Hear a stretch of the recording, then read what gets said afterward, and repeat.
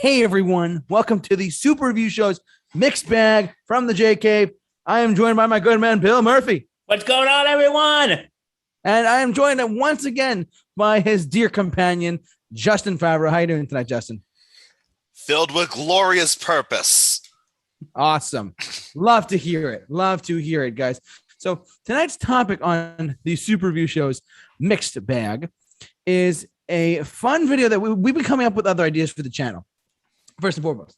And if you haven't seen any of our mixed bag segments, check them out. They're on the channel now. Check them out. They're great. For those of you who are wondering what we're talking about tonight, we're going to be talking about the future, not the past, the future of Marvel Studios. Everything regarding Marvel's What If, Loki, all the television shows, plus the future films, and many more. Shall we get right into it, gentlemen? Let's do it. Yeah, let's go. Let's get it started. Let's get it started. Pink, don't sue us. So Pink, I forgot. I don't even know. No, it's a Black Eyed Peas. Oh, Black Eyed Peas, right. So I think it's important to establish like where we are in terms of the MCU. I think all of us are kind of at a different point in where we're at, like how far along we are watching it. Yep. Yeah, I think Justin, you and I are basically in the same place. I'm behind. I'll admit it. Don't kill me. I think I had the slight edge because I already watched the first episode of What If. Okay. And it is good. Review coming to that soon. So, JT, what is the last thing you really know happening in the MCU? The last thing that I remember seeing was, aside from Endgame, because I saw all the movies. Mm-hmm. I did not see Black Widow yet. Don't kill me. But because I haven't gotten around to seeing it yet. But I will say this. I have seen everything up, all the films up until Endgame and Black Widow and all that stuff. I haven't seen Black Widow, but I did see. I think the first. How many episodes of WandaVision were there? There were 6? 9. 9. Okay, I want to say I saw 6 of them, and the reason why. And before we go any further, let me just preface my discussion tonight is this: I am not. I enjoy the fact that Marvel is taking a step and Disney's taking a step to make Disney Plus shows. I applaud them for it. My only thing is like, I'm not really a TV guy. Like, I'll go to the cinemas and watch a Marvel film, but as far as watching the same actors and characters on TV on Disney Plus, you have my attention. I'm just not that drawn into it the way I was drawn into like Iron Man or Captain America, Winter Soldier, things like that. That's just me though. But anyway, you know what? I get your concern, and that was a concern I had before the Disney Plus shows started to come out. Correct. There you go. Something that kind of helped though. One, this is way more connected into the bigger MCU than, say, Daredevil or Jessica Jones or Agents of S.H.I.E.L.D. Yes, because those were just like shows that happen to have Marvel characters in it. Okay. All right. Is that a fair assumption? Is that a fair point, Justin? And I'll even go one step above that and saying they weren't even under the jurisdiction of Marvel Studios at all. Or Kevin Feige. Exactly. That was all Jeff Loeb. That was Marvel Entertainment, which was something entirely different. Okay. With this, something that helps is the weekly release. I find that when they release a show all at once, it makes the task of watching the show more daunting. Whereas if it's released on a weekly basis, it leaves you with that sense of wanting more. Hence, you come back next week.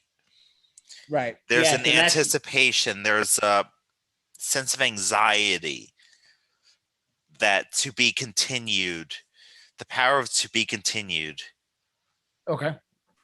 Well, which oh, I'm sorry, Justin. Go on. which I applaud Marvel Studios for bringing back, as it's changing these from what's essentially mini movies into something that can be pretty unique.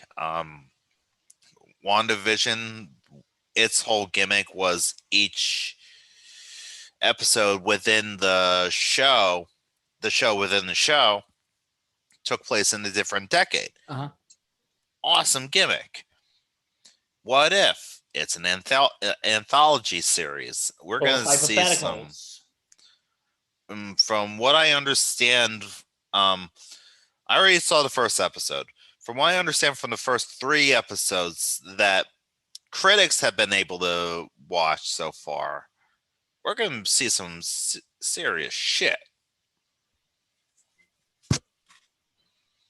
Okay. Well, I just want to go off like what Justin said, and each series. Oh, but before I get any further, I want to give 2 quick shout outs in the chat. Matt Hemsley's watching. Matt Hemsley. Matt Hello, Hemsley's in Matt. the house. Welcome and also Jessica Langer. Welcome. Hello, Jess. How are you? So, anywho, what were we talking about? Oh, Your sex tape.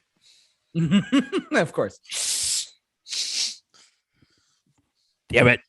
anyway, no, but that they don't treat it like mini movies. And the thing is what I like about it, I feel like each series is setting up something individual. It's not setting up the same thing.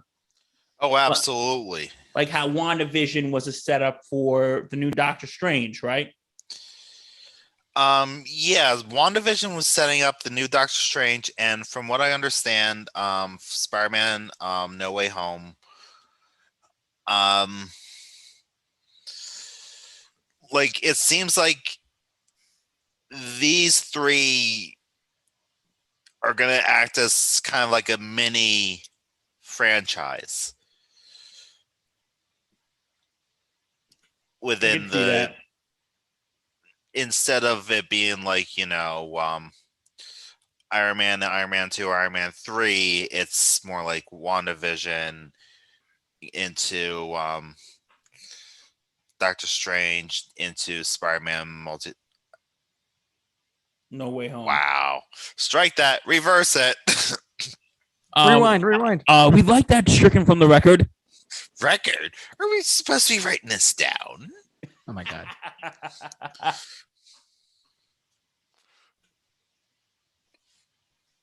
All right, you may commence. Go for it. So, you've seen 6 of the 9 WandaVision episodes. Do you know what's being set up there? Offhand, I do not remember. So you're going to have to remind me on that one. So, it's revealed that the power that the Mind Stone unveils on Wanda when she was getting her powers, it was more like unlocking her powers, and it gave her the ability to control chaos magic, making her the Scarlet Witch, making her a Nexus being. Do you now? Okay. You're a comic guy, so I'm not sure if you know what a Nexus being is or not. You're going to have to remind me. It's been a long time, guys. Nexus beings are characters who are essentially consistent throughout the multiverse. Okay. She is essentially supposed to have this power that's that's going to destroy the universe. Well, that's never good. No, it's never You know? good. And it's foretold in the Darkhold, the Book of the Damned, as revealed by Agatha Harkness, who was Agnes, but It was Agnes Agatha all along. was Agatha all along, Sparky. and Agatha killed Sparky. Okay. Also, Monica Rambeau now has her powers. All right. Good to know. Is being contacted by the Skrulls. Apparently, Captain Marvel wants to see her. We have White Vision now in play Oh wow. Okay. from Vision Quest. He is the emotionless robot that you remember from the comic. Gotcha. Okay. And Wanda is leaning more and more into her Scarlet Witch shit. Gotcha. Okay. Now, what you need to know with Falcon and Winter Soldier, have you watched any of that? Okay. So no, because I didn't even have Disney Plus. So let me just get that out of the way. I didn't even, so I have to watch this. Was it 6 or 9? This one's 6. Okay, Falcon and Winter. I mean, I listen. Like I said, this is just my opinion. I love what Marvel has done. They've created an empire and a fan base that will do anything for them. I just think that I think that Disney was like telling Marvel, "Hey, do this to do this." You know, that was my opinion on that. But honestly, though, I'm not. I liked what I saw with WandaVision. I didn't finish it though because I was watching it at a friend's house. But I got into it and then I just not that I didn't like it. I just stopped. No, I got and you. then once that, you know what I mean? Like I liked a lot what I saw. I loved everything about the town and how like they brought back Kat Dennings. Like that was a nice addition. At the same time, I'm like, you know, I haven't seen Falcon and Winter Soldier. Then Loki comes out and I look at the reviews of Loki and I'm like, damn, they must have nailed that one. We'll get to Loki when we get there. Okay. And then they do What If, and I'm like, how far are you gonna go? Like there's a lot of there's a lot of content. But Justin, go ahead. What If would not have been able to happen if Loki didn't happen. Okay, that's good to know. All right. But I haven't watched What If yet. I might watch the first episode after I'm done with you folk. All right. But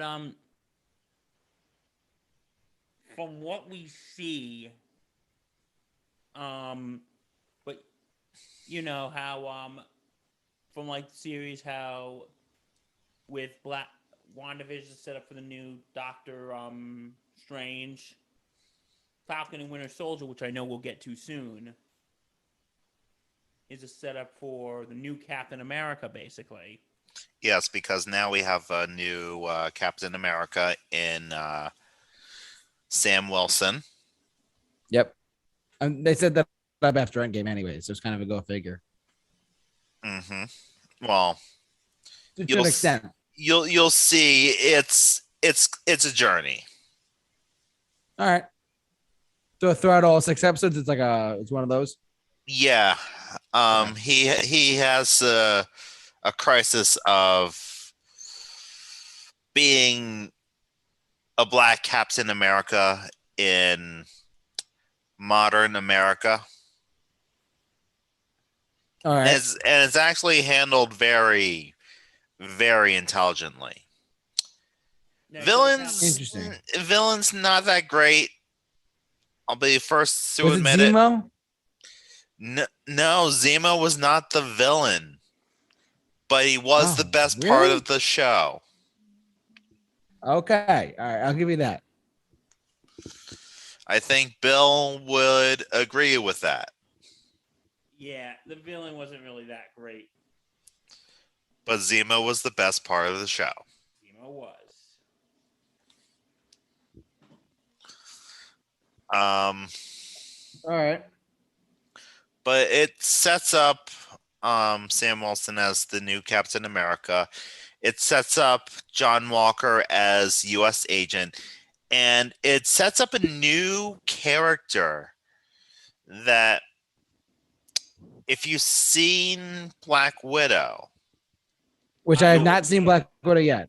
so you would not know who this is. Although you might know who this is because she is a character from the comics. This is Julia Louis-Dreyfus' character, right? The Contessa Valentina Allegra de Fontaine. I think I saw her in the trailers. She was only in one scene in Black Widow. Huh. Okay. She seems to be like an anti-Nick Fury. Really? Okay. Yeah. In that she is recruiting a special team of not good people, So sort of like the anti-Avengers. or the Dark Avengers, perhaps. Possibly. Because you have John Walker becoming a U.S. agent in Falcon and Winter Soldier. You have I heard about that. Yep.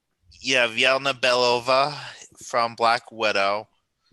She's probably going to replace Natasha as the Black Widow. Okay.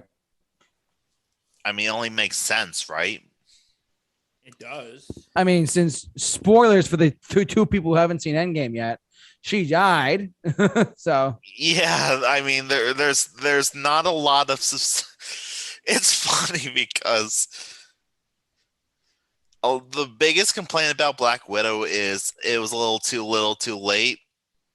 I 100% agree with that because it kind of ruins the suspense of the movie when you kind of know that the main character's gonna make it out of this movie because she's gonna die in a later movie. Yeah, I kind of felt like, and listen, here's my thoughts on Black Widow. I just thought it was okay, in all honesty. Okay.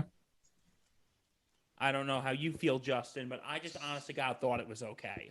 I thought it was a solid spy thriller, but was it more of like a, because I didn't see it yet, but is it like more of a, like a, I hate to put it like this, but like a James Bond type? It's a spy thriller. I know that.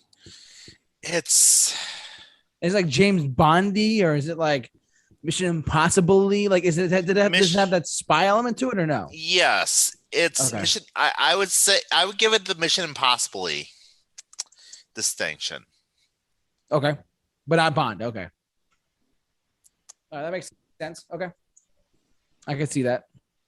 Like I said, because I haven't seen it yet, and because I just have not gotten around to it. Forgive me for the tons of people listening and watching. There is a slap in the face in this movie. You can tell me this. I really don't care. For comic book fans. I'm talking about an Iron Man 3 level Mandarin? Yeah. Slap in the face. And it involves the character of Taskmaster. Really? Okay. Yeah. How bad?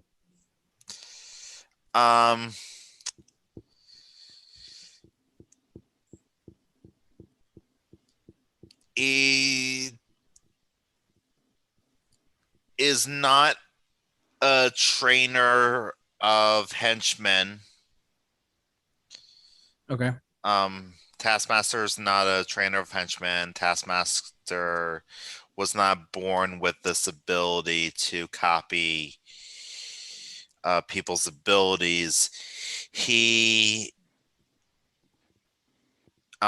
Taskmaster gets its abilities from a chip, and Taskmaster doesn't want to be a villain. Taskmaster is being forced to be a villain, and Ouch. Taskmaster is actually the daughter of the main villain. Wait, really? Yeah, What? That's yeah. ridiculous. What's it? Not even named Tony Masters. Dang. Dang, really? Yeah, That's a bummer. the only similarity Taskmaster from the movie has with Taskmaster that you and I know is the copying of abilities. Okay. All right. It's good to know. Because now when I go see it, or if I watch it on Disney Plus, whenever it comes out, or is it already on Disney Plus, right? Yeah, if you want to shell out $30. Oh, hell no. I mean, if you shell it out, I'll be able to watch it. That's a fair They'll point. be able to watch it. Hey, if we all chip in, pay for it, pal. if we all JT. if we all chip in $10, if you give me $20, like $10 each, I'll do it. Cricket. But I'm Bing. See, here's the thing. We actually already watched the movie, and we That's really okay. don't have any desire to watch it again. Yeah, not really. Like, Is it like a rewatchable? Like there's certain MC films like I can watch again. It's not a movie that if it's on, I'll say, oh, turn the channel. I don't want to watch it. If it's on, I'll watch it. But you're not going to forcefully watch it. You're not going to make the conscious decision. I'm not going to go out of my way to like the last blockbuster to find this movie. Yeah, for those of you who don't know what Blockbuster is, that was a video. He's a villain from Batman, the from Blockbuster. From the 1940s. Yeah, whatever. There's one I heard left in the entire country. Where is it? And it's in Oregon, right? Oregon, yeah, I think so. Okay, guys, we're going to the the very last Blockbuster to watch Black Widow. and you know who's Well, joining yeah. us. One last thing regarding Falcon and Winter Soldier. There's now a villain in play called the Power Broker. Okay. It is a character you have met before, and it is a character you would not have thought to be a villain. Do tell. It is a character from the Captain America franchise. Of course. It's not Winter Soldier, right? No. No, who is it? I'm trying to think. Before you tell me, I'm trying to think who it is. I'm not going to get it. You might. She. No, wait. Okay, now you got me thinking. I'm showing out the nerdgasm in my brain right now. Are you talking about Carter? Yeah. Oh no, Sharon Carter is now a bad guy. That they fucked up on that one. And the heroes still don't know, so don't tell anybody. Wait, of Sharon course. Carter as in Peggy's niece? Peggy's granddaughter? Niece. Sorry. I'm trying it, Yeah. guys. Great niece or something like that. I don't know. Peggy Carter's So, descendant. well, so the way it's spelled out is she was like downtrodden so bad after the events of Civil War because she essentially committed treason, went on the lam, had to live in Madripoor of all places, and became an art dealer, became really good at it, but yeah. She remained a fugitive of the U.S. government for all 5 years. Is it still Emily Van Camp playing it? Yes. Oh my God. Okay. I wasn't sure if they like kept her or not. That's what I'm saying. Wow. That's a surprise. I'm surprised they made her a bad guy, bad girl, whatever. She's now on the run from the U.S. government. Well, not anymore. She got a pardon after the events of Falcon and Winter Soldier because no one else knows that she's a power broker. because she killed the only people who knew. Ouch. Sucks to be them. Yeah. Like for real. You know? Um Oh, So- and Bucky's at peace with his past now. thank God. It only took 3 movies. It only took 3 And a TV freaking show. movies to do And so. he might have the hots for Sam's sister. Oh my God. It's like if Marvel couldn't get any crazier. It's really going to Yeah. Lethal Weapon route. Ooh. Literally. Bruh. So all right, Yeah, so and- with, And yeah, go I ahead, Bill. find what interesting, and I said this in our review about the Winter Soldier, is in the beat of about a Buck Captain the Winter Soldier, Falcon, whatever it is, at the beginning, they really don't like each other. Remember? Yeah. It's they play the tropes really well. Like, it's the relationship from Civil War, but continued and allowed to progress naturally. And what I also did like is, how they portrayed John Walker. And Isaiah Bradley. Wow. And what is good is it does have some social commentary in it, but it doesn't beat you over the head with it. You know what I mean? Well, that's good. It doesn't the first couple episodes a little bit. But yeah, I actually think Falcon Winter Soldier is probably my personal favorite one so far. I'm still partial to Loki. Now, I like Loki too. just so I know, is Disney Plus because I know it's on Disney Plus. It's like I know they're trying to rival Netflix. Are the episodes like 55 minutes long? If I remember correctly, it's close 45. to an hour. It ranges from like 45 minutes to an hour. Damn, so it's literally like a Netflix show, Yeah. like lengthwise. That is okay. Yes. I wasn't sure because like I said, I was sitting through not Winter Soldier, WandaVision, and I'm like, this is really long, like longer than I would normally be used to. That's why I was like, oh, what the hell? Because truth be told, I don't watch Netflix shows. The only shows I watch on Netflix are like older shows, like Star Trek, but that's me. They take as much time as they need to get the episode across. Gotcha. Okay, I wasn't sure. I was just like curious, Netflix. Of course, House of Cards, anyone. So before we go any further, what other Marvel Disney Plus shows should we touch on besides WandaVision, Falcon and Winter Soldier, Loki, which we can get to Loki in a sec. You guys mentioned What If. We'll get to that in a second too. Why don't we talk about Loki? Yeah, Okay, so Loki is going to have the biggest ramifications on the grander MCU. Ladies and gentlemen, welcome to the multiverse.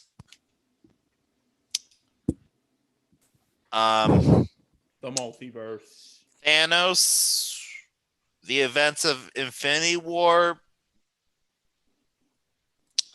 That was the Battle of Bunker Hill compared to what we're gonna see. Okay. History reference for all you out there. Nice. But it's like Loki is now what they call a variant.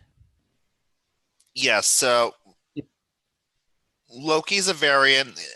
He deviated from the grand timeline, so he's alive. He's the 2012 version. Oh, because I'm forgetting about that. Okay, the 2012 version of Loki is still alive, but the 2019 Loki is dead. Oh, he's dead as a door now. Thank God. Okay, but this is the 2012 Loki and his mission. Okay. Yes. Right. Gotcha. Making more sense now. Thank you so much. So gets arrested by the Time Variance Authority, the TVA, and is about to be judged to get pruned. He's going by to be judged by the Judge Renslayer. But Okay. Owen Wilson, in his infinite wowsdom,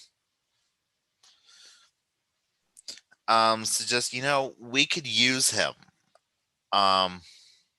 So let me interrogate him, and maybe we can get the variant that's been causing all of our problems. So he basically shows Loki what his future is going to be like, including his part in Frigga's death in Thor: The Dark World. Interesting. Okay. All the events of Ragnarok and his death by the hands of Thanos in Infinity War. And it puts his entire life into perspective. So now he's trying to think, okay, what am I going to do now? What am I going to do now? Now, Okay. he's being charged to help the TVA capture another Loki variant. Okay. They eventually figure out that this Loki is hiding in apocalypses because you can't create Nexus events in apocalypses. Therefore, they can't track her. Okay. Nexus events being events that causes a multiverse to occur. So when a next event occurs, they go to that timeline to prune it, destroy it, essentially. Gotcha. Okay. They have the power to destroy entire timelines Damn. with just charges. It's as like routine as like Bomb Squad. Okay. It's a fucked up concept when you really think about it. And Definitely. I'm thinking about it right now. And when we finally reach, we meet the new variant. Her name is Sylvie. Okay. She's basically a female Loki. Yes, it's a female Loki who was arrested by the TVA at a very young age. Never knew her parents really, and was on the run, and has trust issues at the wazoo. Okay. Now, and she tries to infiltrate the TVA. Loki bumbles things, and they both end up on a moon called Lamentus. Now I remember what the place is called. It's Lamentus. All right. Remember that, Lamentus. Bill? Lamentus. You heard it here first. And they start bonding because their ride home is out of juice. So they have to figure out what each other's deal is. And it's the person who can't be trusted paired with the person who can't trust. But I gotta admit, these two together are a bunch of fun. It makes for an interesting dynamic. But one thing that you don't really see coming is Loki hatches feelings for Sylvie, which, how narcissistic do you have to be to fall in love with yourself on that level? Like, seriously, you're literally falling in love with yourself. That's ridiculous. My opinion, but Sylvie gives Loki this new mind bomb of information. Every member of the TVA themselves are variants. Like, they all believe that they were created by these timekeepers, these 3 lizard beings in charge of the sacred timeline, keeping order, blah blah blah. Okay. Oh God! Um, Remember when they reveal the timekeepers? oh, we're getting there. And they, the TVA find Loki and Sylvie. They arrest them. They interrogate them. They bring them before the timekeepers. Sylvie attacks them, and we find out that they've been robots. Then Wow. Judge Renslayer shows up, prunes Mobius, and prunes Loki.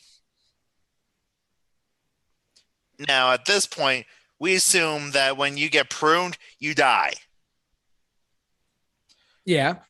But it's revealed that you're just taken to a void at the end of time, where we meet a bunch of other Loki variants, including classic Loki. You're going to want to start Googling these. Ooh, can I tell them the best one, or we're getting to that? Oh my God. Really? Classic Loki. Yep. Damn. Played by Richard E. Grant. They went all out. No way. For real? For real. Wow. Props to them. Kid Loki. Oh, That's insane. go Look at to the group image down below. That one. Yeah. No, yep, that one. No, not that one. Go up. Sorry, hold on. Sorry, everyone. Here you go. That one. Yes. So, Insane. from left to right, we have Boastful Loki, Kid Loki, Alligator Loki. And remember, this one go. We're going out the who knows what, and Oh my with God. an alligator, which I am sad to say, I don't even find all that strange. you know, we don't find all that strange. That's crazy. Running from who knows what. I can't believe they actually got the actual costumes. That's pretty darn cool.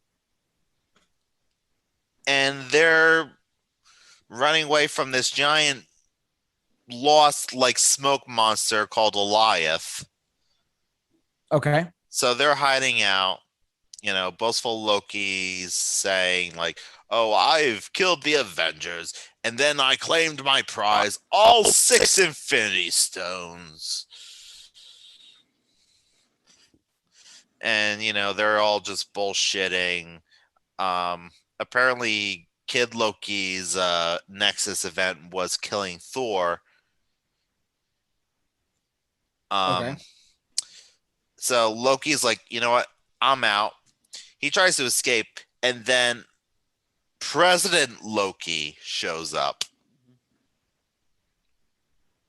Jesus Christ. And this is literally the most evil version of Loki. It's President Loki. Or at least that's how it's supposed to be. He That's insane. convinces boastful Loki to betray them, but then President Loki betrays boastful Loki, but then President Loki's army betrays President Loki, and then Alligator Loki bites off President Loki's hand. And it is hilarious.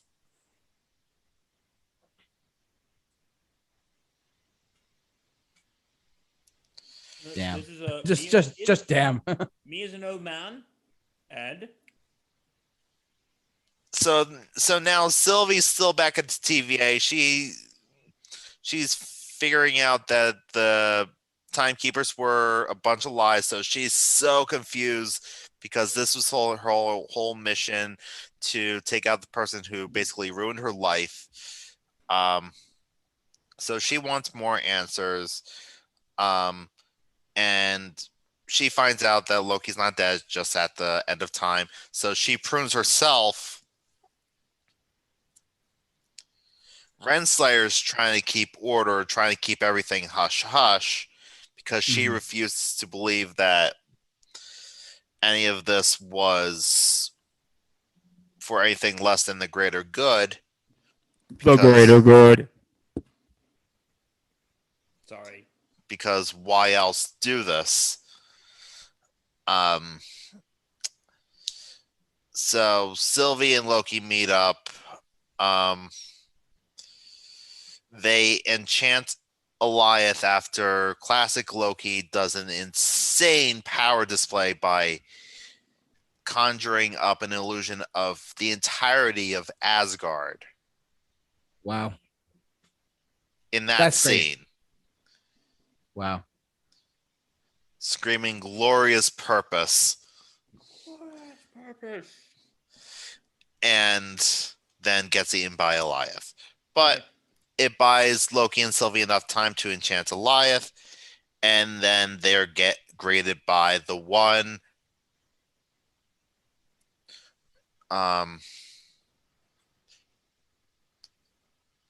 who remains. All right. I almost said the one above all, but no, we're not there yet. Who is he? He who remains. Oh, he who remains. Yeah. Sorry. It's fine. So he who remains, played by Jonathan Majors. I'm going to repeat that. He who remains, played by Jonathan Majors. Who What? was Jonathan Majors recently cast as? Kang the Conqueror. Kang the Conqueror. This Oh my God. is a variant of Kang. Not only that, my God. this is most likely Immortus. Most likely. He was never named Immortus. And he tells Sylvie and Loki, listen, you got two options here. You can kill me, or you can go back to TVA and rule it as benevolent rulers. But I'm warning you, if you kill me, a bunch of variants of me are gonna come and try and take over everything. And I am the most benevolent version of myself out there. That's terrifying. Let me just create a little bit of humor there. That's terrifying. So, after everything Loki and Sylvie went through, Loki's like, you know what, we should think about this. But Sylvie's still like, I'm killing this fucker. And it's like, Sylvie's like, I can't believe I can't trust you. Wow. And it's like, you can't trust, and I can't be trusted. And huge fight. Sylvie kisses Loki, pushes him through a time portal, and kills he who remains. And all he says to her is, see you soon. Bruh. Dies. And then In the end, it cuts to Loki back at the TVA. Renslayer's off looking for free will or something like that. Probably he's going to meet up with Kang. Mobius trying to bring back order everything. Mobius does not recognize Loki. It's like, okay, calm down. You're an analyst, right? What's your name? Who are you? Doesn't recognize him. Pans over to where the statues of the timekeepers were. It's not the timekeepers anymore. It's Kang, baby. And Kang is going to be the... Kang's already taking over. He's basically going to be the new Thanos. People forget how powerful he is. Let's be Okay, real. this is gonna be interesting. Kang the Conqueror is actually one of my favorite Avengers villains ever. I've never read a story with Kang before. If you want, and for those Not of you just true. I okay, read go a ahead. one-off, a Captain America one-off story with him. That's it. Okay. Though. Just a word of advice: if any of you at home are listening and watching, and/or watching, there's a great animated TV show that lasted 2 seasons that had a great run of Kang the Conqueror. If you want to get to know the character of Kang the Conqueror, I highly recommend you watch both seasons. It's like 26 episodes. It's not that bad. Of an animated show called The Avengers: Earth's Mightiest Heroes. They had a great Kang the Conqueror story in that show. How he arrives from the 25th century or whatever. How Captain America destroyed his world and the whole world like erupted and whatever. But like, it's a really, if you want to get to know that character before Marvel Studios does anything with him, I highly recommend you check out that animated show. It's 2 seasons. It's really quick, really brief. It's a great show. I recommend it. And I highly recommend that anyone familiar with the character to stay the fuck away from Avengers number 200. Oh yeah, yes. In the comic books, yes, absolutely. I know exactly what you're talking about. Yep. I actually have his first appearance over there. Just saying. But Justin, have you seen that show, that animated show that I'm talking about? I've seen episodes of it, but I've never watched any of the Kang episodes because I don't know. Kang, when I first watched that show, I was like, I don't know who this character is. I don't. If you understand the character and like what he does, how he basically invades the planet, it's crazy. Like it's a really his arc in that show is really great. I recommend you guys check it out. It's like what's it called? Avengers: Earth's Mightiest Heroes. So Avengers. Yeah, it was the Avengers show before the Avengers movie came out. Yeah, it was a lot better than that an animated show. Avengers Assemble was a lot better than that one. I got to tell you that much. That 2-season run of Avengers: Earth's Mightiest Heroes was great storytelling and animation. I got to tell you, Marvel Animation Studios did a hell of a job with that show, and it's a shame it only lasted 2 seasons. I wish they could bring that back in some capacity. It was that good. And it was on Disney XD for those you remember. I would say the same thing about Spectacular Spider-Man. Oh, of course, those two were great together. Which I have not watched. And Wolverine and the X-Men. Yep. That for Nicktoons, right? Yeah, that's right. Yeah, that was Nicktoons. It's funny, Yeah. those 3 shows came out around the same time. I know, like 2008, 9, 10, yeah. And then the MCU happened and they just like fizzled out. Like, let's ignore all that. And yet it was really good. So, just my opinion. But like, before we move on, like I said, if you're listening and watching, whatever, Avengers: Earth's Mightiest Heroes, watch the episodes with Kang the Conqueror to familiarize yourself with this guy. This guy is like Thanos level dangerous. And I'm sure when we get to Ant-Man and the Wasp, like 3 or whatever it's called, and how he's the villain, we're going to talk about that in a little bit. But like, that's insane that he is the villain in Ant-Man 3. What the hell? He's a world destroyer. He's going to be introduced in Ant-Man 3 at least. We don't know if he's going to be the villain or right. Because Ant-Man 3 come out. We'll get to the films in a little bit. But like, you know what? I wonder if he's going to die in Ant-Man 3, and then it's just going to be variants upon variants upon variants of Kang. We see like every version of Kang's just another that'd be terrifying. Different version of Kang. That'd be absolutely terrifying. Eventually, in the Marvel Studios fanfare, every character is going to be replaced with a Kang. You get a Kang. You get a Kang. Everybody gets a Kang. Oh my god, too funny. Everyone gets a Kang. But yeah, now that He Who Remains is dead, the multiverse has now came to existence. The multiverse is now a thing. Because thank you, Doctor Strange, by the way. the whole purpose of the TVA is prevent the multiverse from happening. Well, now the multiverse happened. So now we have What If, which is telling us Tales from the Multiverse. Right. And I'm forgetting. I'm just pulling this up for you guys too when we get there. But the TV shows, I'll get to that right now. It's their host, the Watcher. Yes, the Watcher. To the Watcher, whatever his name is. Oh my god. Watu. He watches. Watu, not Atu. Sorry, I said it wrong. He watches but never interferes, unless it feels like it. Unless it's something big like Galactus, then he might interfere a little bit. Hashtag Fantastic Four reboot. The Watcher. Anyways, so we went to WandaVision, Falcon Winter Soldier, Loki. What if? We went to What If a little bit, and then we started talking about what did we say? Loki, then Kang the Conqueror. You started watching What If, correct? Yes. Okay. So far, it just seems like an anthology so far.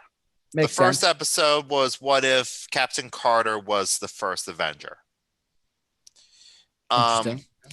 And this one, I'll be honest, it was more of a gender swap than anything else. Most of the beats pretty much played out the same way. Steve becomes a variation of Iron Man. Okay. Known as the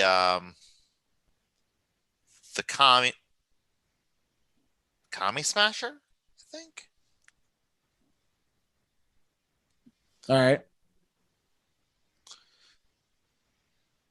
Or Hydra Smasher, one of the two. Isn't like the late Chadwick Boseman? He's gonna be in the next one because he recorded all this before he passed away, right? Mm-hmm. Right. The first one is based on Captain Carter. Now, there is one big Hydra Stomper. That's what it was. Now, the changes that this happens is because Peggy was a woman, she wasn't put on the USO tour.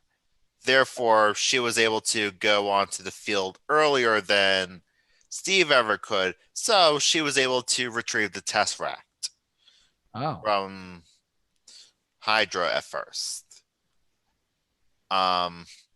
And Howard Stark used that to create what's essentially an Iron Man costume for Steve. The train sequence happens. A lot of the show pretty much happens as you remember it, but the train sequence happens. Instead of Bucky almost dying, it's Steve getting caught in an explosion, getting captured by Hydra. The Tesseract gets recaptured by them, but instead of creating weapons with them, they summon this Cthulhu-like interdimensional creature. Hey, Justin, when I think of Cthulhu, you know what I think of? But people love Cthulhu! It's Cthulhu! But people love Cthulhu! Anyways. It doesn't matter how many people love Cthulhu. It doesn't fit into the story. Fair enough. Okay, go on. So I'm sorry. So I got to ask Justin, like, what was, because I don't know, I don't know if Bill said he saw it or not, but Justin, what's your overall impression of What If so far? I mean, it's just one episode. What do you think? I mean, I love the animation of it. It looks, they use the cell shading, so it looks so much like a comic book. It's all right. That's good. We are missing a couple of voices, like no Chris Evans in this. No Chris. I'm looking. Well, the cast is right here. In this one, Chris Evans is the only one we're missing, but no RDJ. RDJ is not going to be in it. Right. But we do have Dominic Cooper as Howard Stark. He returns as Howard Stark from the Captain America movies.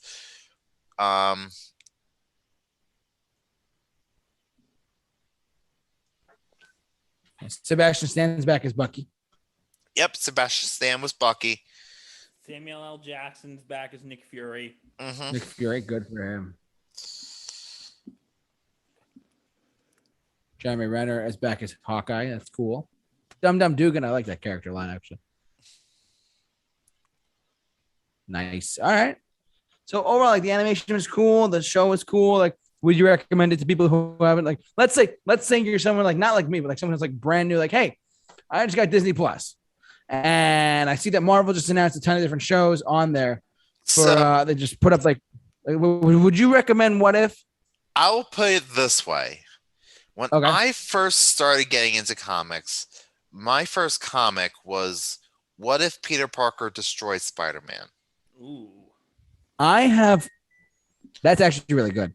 But I actually have I have a What If comic book of because my favorite MCU character or not MCU, my favorite Marvel character is Daredevil. Mm-hmm. And I love him to death. I really do. But when they said what if Daredevil was an agent of S.H.I.E.L.D.? I love when they did that back in the day. They gave all these different scenarios of like certain characters of like, oh well, you know, like this character, like imagine if like Steve Rogers worked for Hydra, or imagine if what if Tony Stark never became Iron Man? What would he do? You know, it's actually very fascinating to me, and the fact that they're doing this makes me a little more interested in what they're going to do moving forward with other episodes too. But I definitely agree with what you're saying though. I definitely recommend this to anyone where the concept alone piques their interest, because the possibilities are literally endless. They're gonna be doing Marvel Zombies in this. I was just about to ask that. Like, what the hell? Marvel Zombies? Like, look, I have read the Marvel Zombies storyline. I think it's actually a very unique story for Marvel. But like, do we need to see Marvel Zombies in an animated form or any capacity in the MCU? Do we need to see it? Do we need to? No.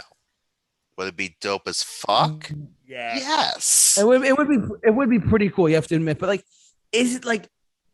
I just don't know if there's like a demand or like a frothing at the mouth of like, oh, we need to see Captain America as a zombie. Like, you know what I mean? Like that's me personally. Well, I'm the pessimistic one. Also, kind of the beauty of What If, because this makes for a perfect testing ground for what audiences want to see.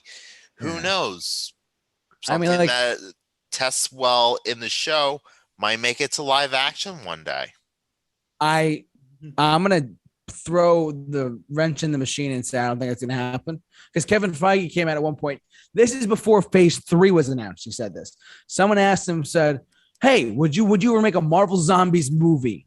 And he said, and I quote, I remember this clear as day, 10th grade. Do you want to draw Captain America with his brains out of his head with your 5-year-old? Probably not. In chalk, like on a sidewalk. Do you really want to do that? No, I don't think Disney would allow that. Number one, as far as live action, animated, sure, but live action, Marvel Zombies. First, it would have to be rated R because there'd be blood everywhere. Okay, fine, but I'm not saying that they're necessarily going to do Marvel Zombies in live action, but you know, something like Captain Carter or. Animated, I have no problem with it, but I think like live action just doesn't like make sense to me. That's me personally, though. Yeah, I think that would make sense. Imagine like Loki coming out and like starting biting off Captain America's head. Like that's. As of Earth, welcome to the chat board. Thank you so much for pointing that out. This is the Marvel Cinematic Universe multiverse. You know, like. Eventually, that's true. I'll give you that. Eventually, there's going to be a secret war. It's an inevitability. And when that happens, I would love to see some of these characters. Oh, for sure.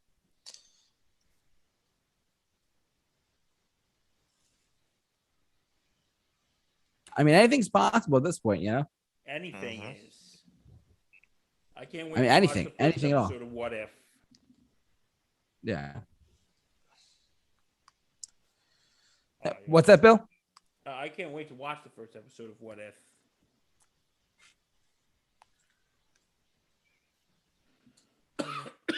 So he never interferes, Justin, but he might occasionally.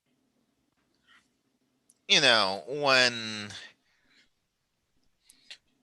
it fits his mood, when the universe is at stake, yada yada yada.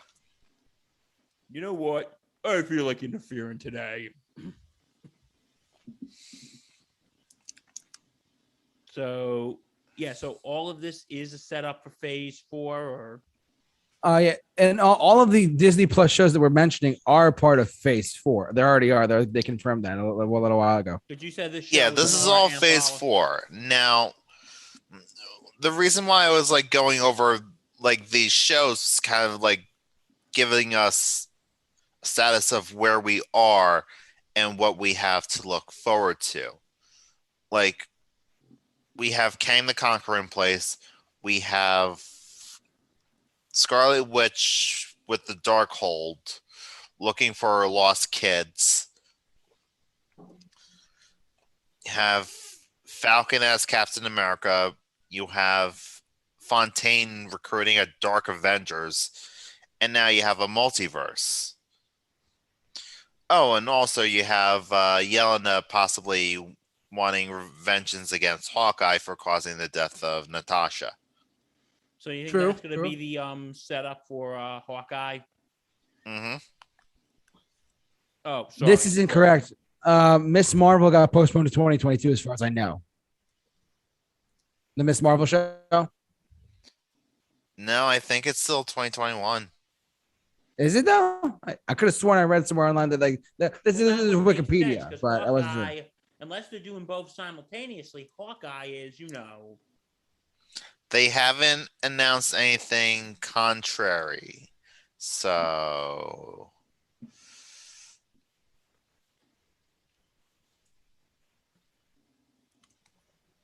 now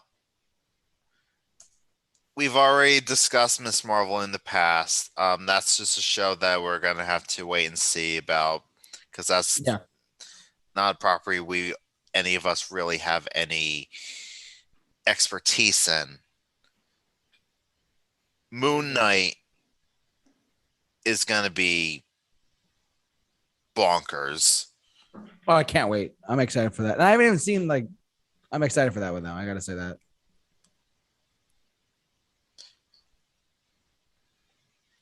With Oscar Isaac too. Yeah.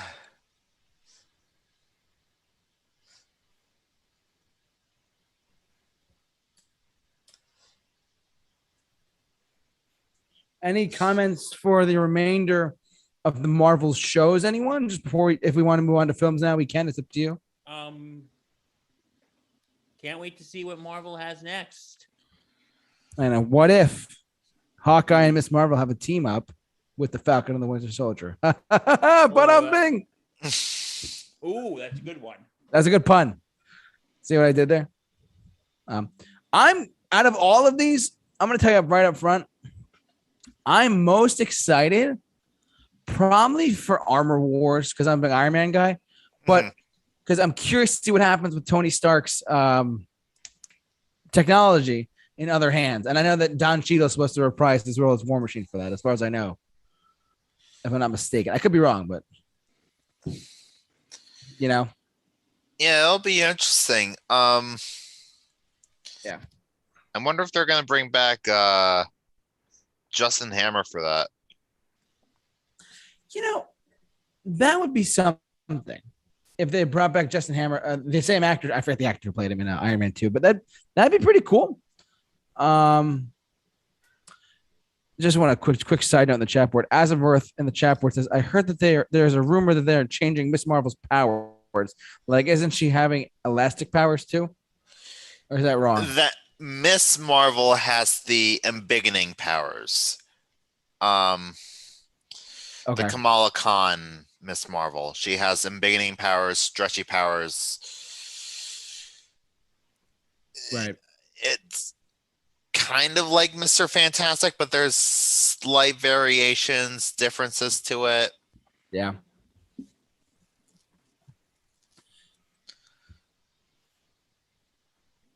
One thing I just want to point out to you guys too. I'm gonna cut you off. I'll go back to you in a sec. The She-Hulk show has my attention for two reasons. One, I hope for. One, I know this is happening. As far as we know, Mark Ruffalo is returning for the She-Hulk show. Correct? Mm-hmm. Okay. I'm at first when they first announced this, it's like, really? Have you heard the name She-Hulk?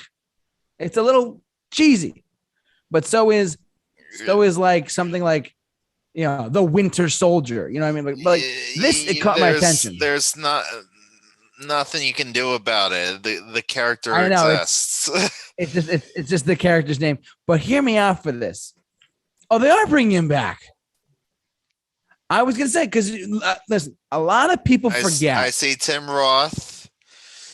Tim Roth is supposed to be back as Abomination. Let's not forget it. Isn't he supposed to be in the Shang-Chi movie though?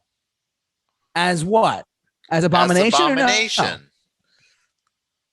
I might be wrong, but I because hear me out. I'm going to go from a tangent for like a 1 minute tangent, right? No. The Incredible Hulk film. Bill and I talked about this when films that deserve a sequel. Mixed bag show. I thought the Incredible Hulk deserves a sequel. I mean, that's a whole other conversation for another time. But the in that Incredible Hulk film, which is a part of the MCU, mm-hmm. which I really like a lot, mm-hmm. they did not, keyword not, kill Abomination. They left they just threw him in prison. Probably on the raft. I know, like he's probably in the middle of like South America somewhere. Like who knows? But I am fascinated that I like that Hulk film a lot. But and apparently he says, while Tim Roth reprises his role as Emil Blonsky / Abomination from the Incredible Hulk, that is, as far as we know, correct. And Bruce Banner will be back. Mark Ruffalo will be back as Bruce Banner. That's exciting to me. But I just want to get your guys' opinion on that. Like, what do you guys think about like that first Hulk film of the Abomination returning for this? And as Mirth just pointed out, the Abomination showed up in the Shang-Chi trailer to fight Wong. I think Hulk really got nerfed in the MCU because he has quite a few interesting baddies, and what they're doing in the comics right now is really, really, really interesting. And honestly, with that kind of stuff, oh my god, have you read Immortal Hulk? It's insane. Immortal? No, I haven't. Immortal Hulk is that good? Immortal. It's absolutely insane. Interesting. Okay. It's a horror. So it's a horror, really? Oh my god, yeah.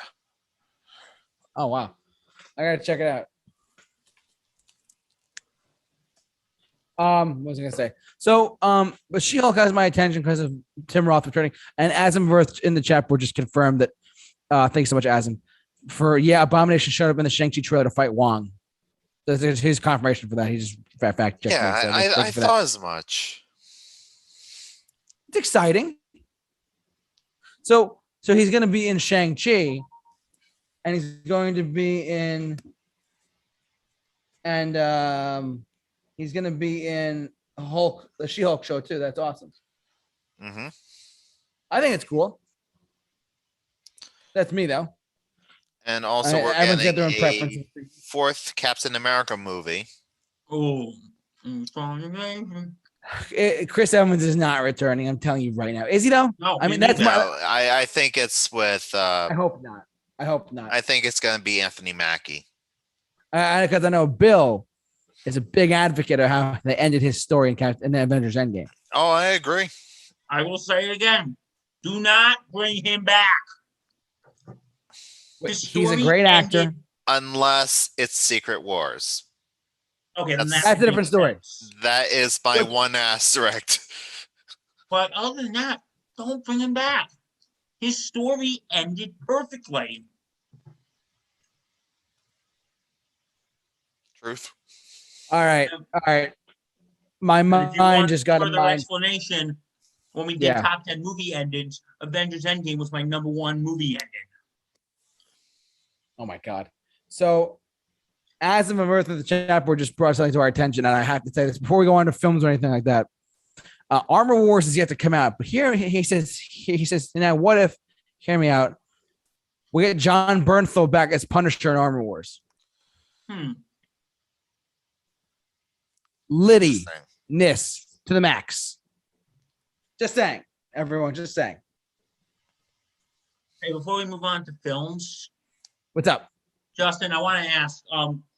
This has really nothing to do with Marvel Studios, but are there talks for like continuing like Daredevil, Jessica Jones? I hope so. I've heard no rumors either which way.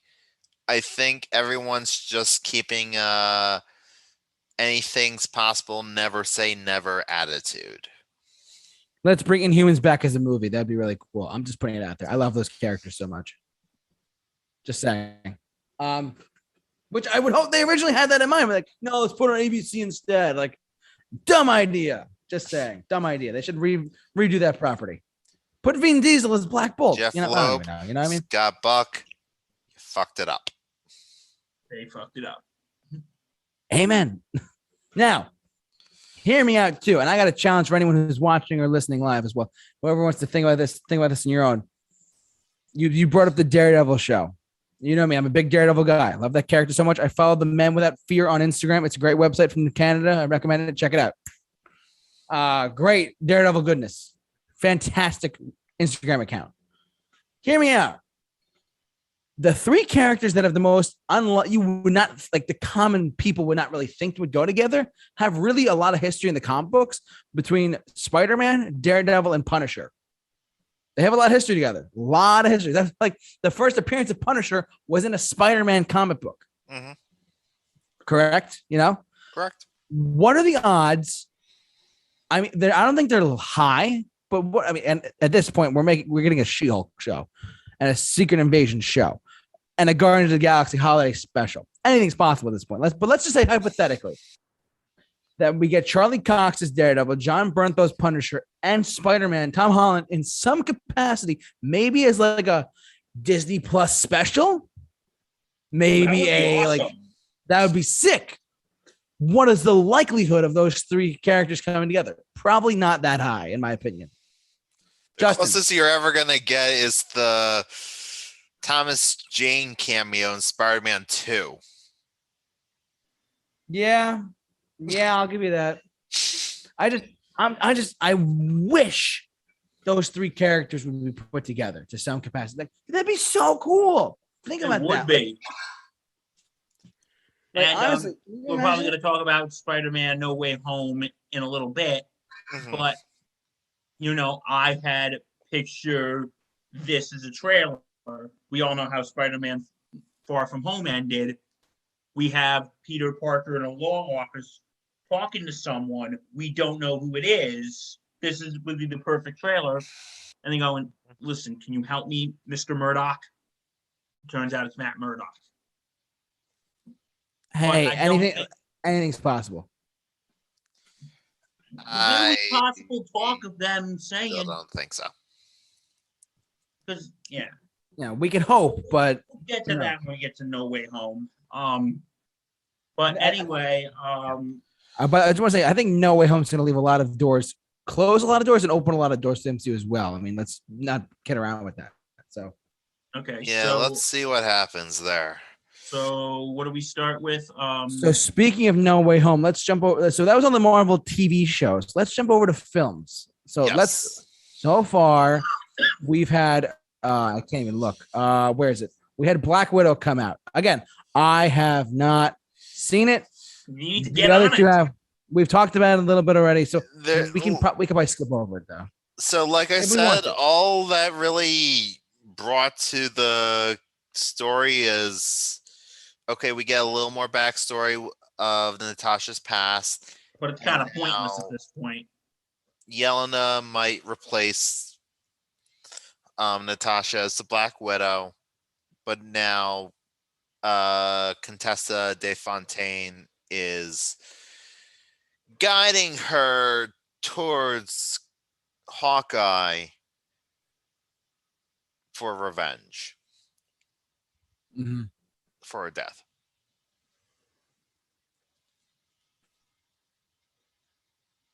So not much to it, but Yeah. I mean, it was. I feel like Black Widow, man. I feel like they could have done this in like MC Phase 3, or maybe not. this would Or have been a beforehand. perfect movie to come out after Civil War. Exactly, but like that was 2016, so whatever. Yeah, this would have been. It would have been like what happened after Civil War. Yeah. So whatever. I haven't seen it though. Fair enough. I haven't seen it, but the two gentlemen I'm with tonight have seen it, so just want to let you guys know. Yeah, it's just like I said. yeah. I thought it was okay. I wouldn't put it as one of Marvel's best. Yeah. Where would you rank it? Like top 10 or top 20? Probably 20. Okay, all right. It was good. Yeah, it's in the 20. It's not in the 10.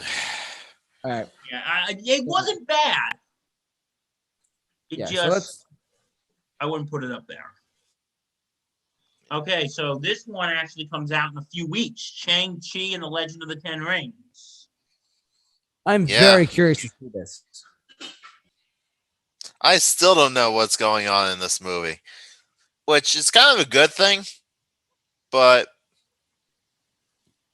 it just means I'm going in blind. So, and to me, that's always exciting.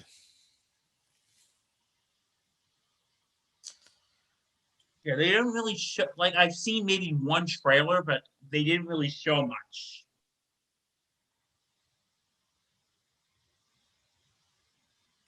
All I know is the Mandarin's in it, the real Mandarin. And you're gonna be actually happy when they show the real Mandarin. Because I remember when we saw Iron Man 3 together, you were like ready to throw shit at the screen. I do think it's an interesting portrayal of the 10 rings, though, that they're around the arm and not on the fingers. Yeah. You know? Yeah, I'm curious. I mean, this is like when they first said they're fast tracking a Shang-Chi movie, I was like, all right, what the hell? Like, let's be real. But then I thought more about it. I said, you know what? I didn't even know what no one's ever heard of this. Which I'd never heard of Shang-Chi. I hadn't either. Yeah, I haven't heard him until they announced the character. I'm like, what the hell? So, I mean, Marvel's pretty good at that. Let's be honest. Like, look what Guardians of the Galaxy. Anybody? Exactly. Like everybody was saying, like, "Oh, I remember when that movie was coming out. You told me, Justin, and I quote: This movie succeeds, Marvel can print their own money." Essentially. I mean, hey, like if they can make a talking tree and a raccoon work, hey. So it worked. They got it out before Warner Brothers ever got out a Wonder Woman movie. Yes, that's true. So, and if I'm not mistaken, so is that it for Shang-Chi? Yeah, they really don't have much. I'm curious about it. Like, I'm fascinated to see it, but you have my attention because it's a Marvel Studios film, but I'm like, damn, you know? Yeah, I'm curious. I will definitely have my ticket ready. I mean, I hope that they tie it back into some the Mandarin's in it. That's a connection to Iron Man, but like how big of a connection do you think we'll see to the other MCU characters? Yeah. Next up, we got Eternals. How rough of a connection are we looking at? Are we looking at like, oh, they're gonna have like, because the Mandarin, and that's not a lot of people called Iron Man 3 Tony Stark 3 because number one, it was not really Iron Man, which I liked it, but like, you know, that's me. And the Mandarin was a bait and switch, and a lot of people did not like that. But now we're going to see the real Mandarin, and that seems very interesting to me. But let's see where it goes from there. You know what I mean? You have my attention. It's Marvel Studios. I'm just going to wait and see it. So that's me. I wonder if they get Ben Kingsley for the movie. That would be hysterical. We don't know if he's not, the opening scene. Ben Kingsley just like drunkenly fumbling through the halls, and it's it's him right before his execution, and he's just lost on what's going on until yeah. So Shang-Chi and the Legends of the Ten Rings, it sounds like a crazy psychedelic crazy thing. But let's see where it goes. Shout out to Joe Wiley. He's in the chat board. Welcome. Joe Wiley, what's up, buddy? How are we doing? Eternals. I have heard. I got to tell you right up front. I've been following some movie news a little bit more closely than before. This movie, I've heard from certain people who have seen that are associated with Marvel Studios and Marvel Entertainment, whatever. They've said that this is one of the best films that they've made. Now, listen, take that with a grain of salt for a sec. We made Iron Man. We made the Avengers. We made Captain America. Look. Before you I think I know where you're heading with this. You're saying that this is one of the better crafted films. Yes. Okay. Look, hear me out. But I heard from somewhere associated with Marvel. Like they said that this is the best one that they believe that they put out. And look, they put out some damn good quality content. Yes. The first Avengers is one of my favorite films of all time. Avengers Endgame. 90% of them are popcorn movies. Of course. But like you can make an argument for Winter Soldier how action packed that was. That's me. Like I said, 90%. But damn you. Anyways, so I've heard a lot. I've heard that this movie is astonishing. Though that's the words I've heard was astonishing for Eternals. But let's see where it goes. Let's see what happens. And I'm curious to see what they do with this property, which no one's ever heard of, but I've heard. Yeah. They said to me, they said that like Chloe Zhao has done a great job. Let's see what happens. Anyways, guys, what do you think? I mean, Chloe Zhao, she's a phenomenal filmmaker. I mean, we just had Nomadland come out. I haven't seen the movie, but it's set. From what I heard, it's incredible. I heard more mixed things about it. Who did they get for the cinematography for this film? The person who did it, Ben Davis. He did that guy. He shot Guardians of the Galaxy, Avengers: Age of Ultron, Doctor Strange, and Kick-Ass, and Hannibal Rising. Let's see where he goes.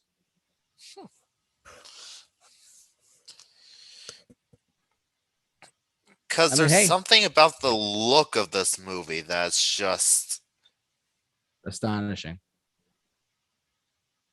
Astonishing. I mean, look at this one poster. I mean, those who are listening to us as a podcast, you're not going to be able to see it, but this is definitely something crazy. Look at that. That is amazing. Yeah, hold on. Anyways, I mean, I hope that this is something special. I really hope that this is. I mean, listen, the trailer was pretty. Right. That's pretty much all I could say about the trailer, though.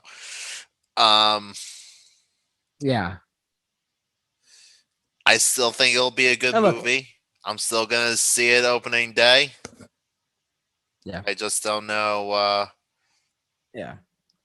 What the hell this is? I don't know either. It could suck too. Let's not beat it on the bush. We're holding Kevin Feige accountable. But Marvel can afford a bomb at this point. Like we thought Guardians of the Galaxy was going to bomb. Look at that. We thought that Iron Man was going to flop. Look what happened. They thought literally like, because Iron Man at the time was a B-level superhero. Now they made him like this giant thing, you know? So, yeah. But Eternals, excited for it. Can't wait to see it. Hopefully it's visually amazing. Spider-Man, No Way Home. I'm super psyched for this one. But yeah, like I said, it doesn't look like what's his face. Doesn't look like Charlie Cox is going to be in this one as Matt Murdock. That was a rumor.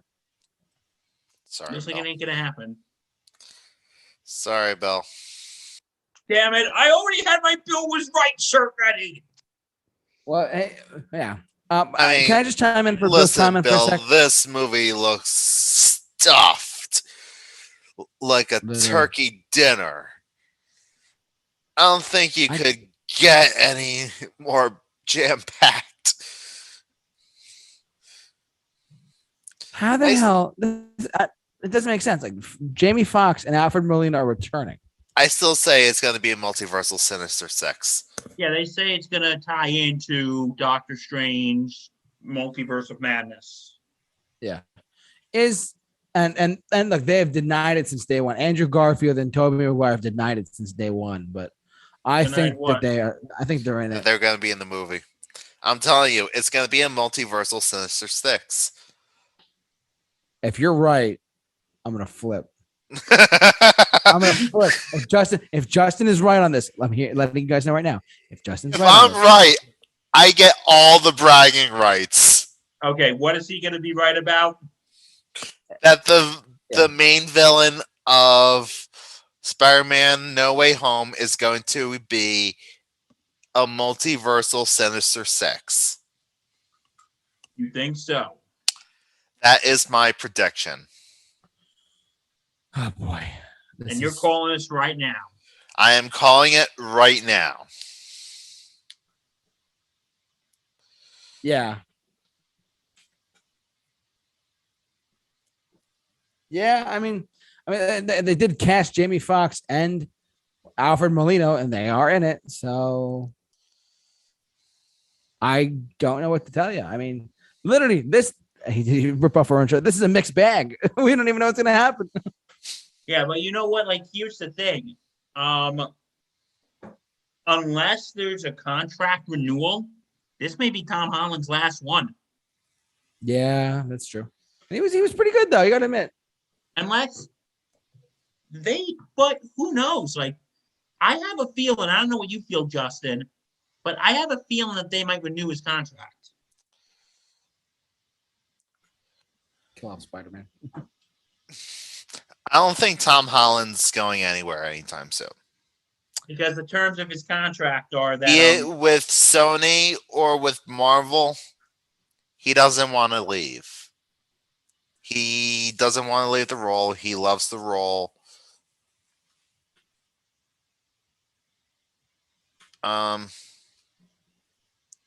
Yeah, I think he will do whatever he needs to keep playing this character. yeah, because the terms of his contract where he has to do 3 solo movies and 3 ensemble movies. And the 3 ensemble movies were... he'll renew a contract, but that contract's probably going to be with Sony. Yeah, because let's not forget Marvel doesn't own Spider-Man. Sony owns Spider-Man. Still. And you know what? This is actually, I think this is like the second time, fun fact, that Spider-Man and the love interest are dated in real life. Because I don't know if, I think a friend of mine told me that Tom Holland and Zendaya are a thing. Yeah, they're dating right now. That's actually pretty funny. Oh, because back in the Amazing Spider-Man 2, Andrew Garfield and Emma Stone were dating at the time. This has been Random Facts with Bill. Random Facts with Bill. Love to see it.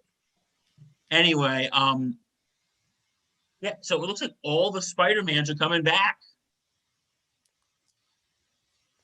Let's see.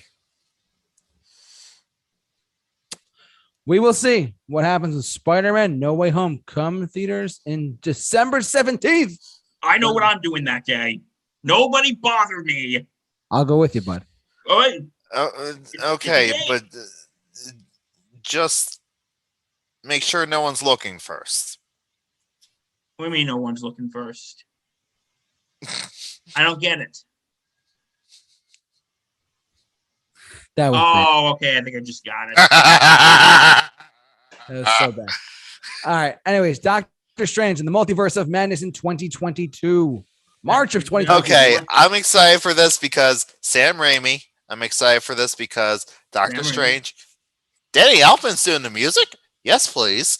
Danny Where is it? Elfman? Oh heck yeah, Danny Elfman's great. Oh, I love him. One of my favorites. Batman And Spider-Man. and Spider-Man, yeah, of course. You can't deny the original score of the original Spider-Man films. It was that good. Now wait a minute. Wait. I thought Christine Palmer wasn't gonna be in this. Christine Palmer. Rachel McAdams' character. Oh. I wasn't sure. Look at the footnote. I mean, I guess she is. Huh. I guess.